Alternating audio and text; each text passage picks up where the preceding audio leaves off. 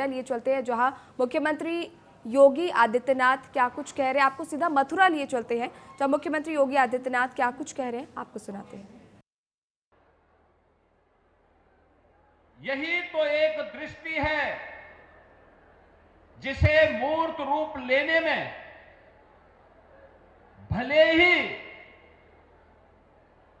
60 वर्ष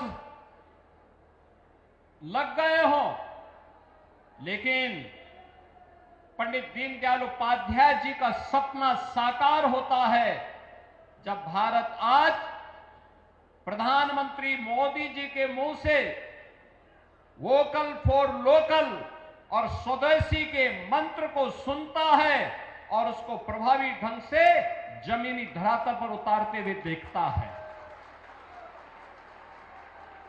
परिणाम है भारत का ये मॉडल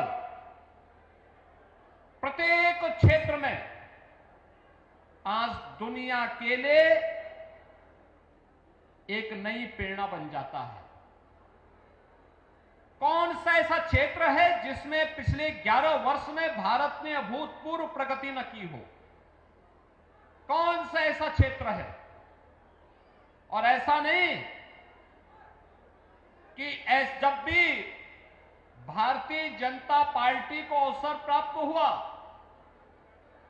इससे पहले स्वर्गीय अटल बिहारी वाजपेयी जी प्रधानमंत्री बने थे, ग्रामीण भारत की अर्थव्यवस्था को मजबूत कैसे करना है, प्रधानमंत्री ग्रामीण सड़क योजना के माध्यम से गांव-गांव की कनेक्टिविटी को सुदृढ़ करने का कार्य हो,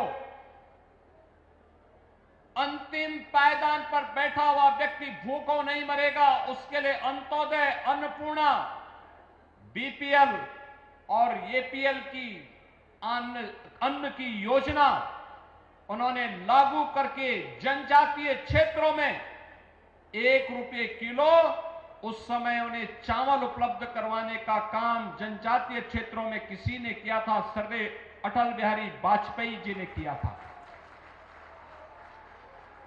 और पिछले 11 वर्ष में आपने देखा होगा इस नए बदलते हुए भारत को।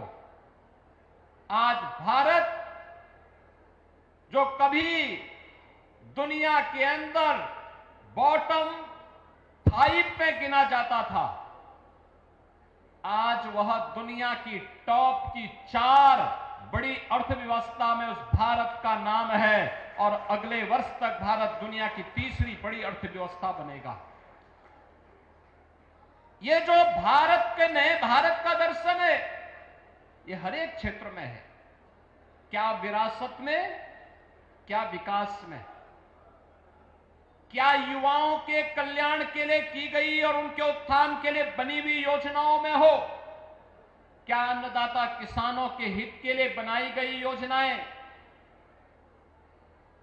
क्या श्रमिकों के लिए जीवन में आने वाली उनकी खुशहाली हो, या फिर व्यापारियों के कल्याण के लिए बनाई हुई योजनाएं जीवन के प्रत्येक पक्ष को ध्यान में रख करके पिछले 11 वर्ष में हम सब ने अपनी आंखों से बदलते हुए भारत को देखा है। जो पिछली सरकारों में जो लोग अपने को सेकुलर कहते थे,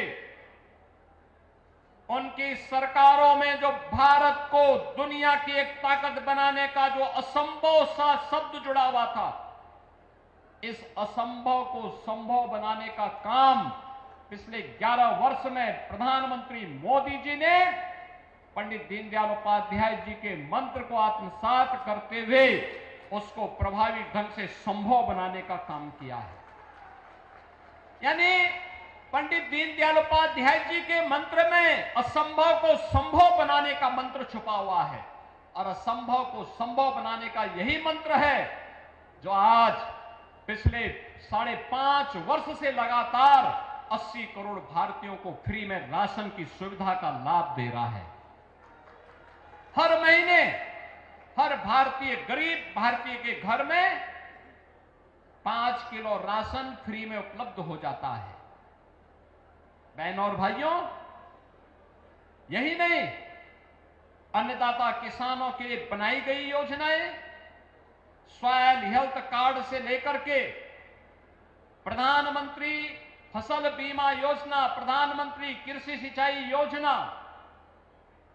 और प्रधानमंत्री किसान सम्मान निधि जैसी स्कीम, जिसमें भारत के 11 करोड़ किसान 6,000 रुपए हर वर्ष प्रधानमंत्री मोदी जी के हाथों से प्राप्त करके सहकारों के शोषण से मुक्त हुए हैं।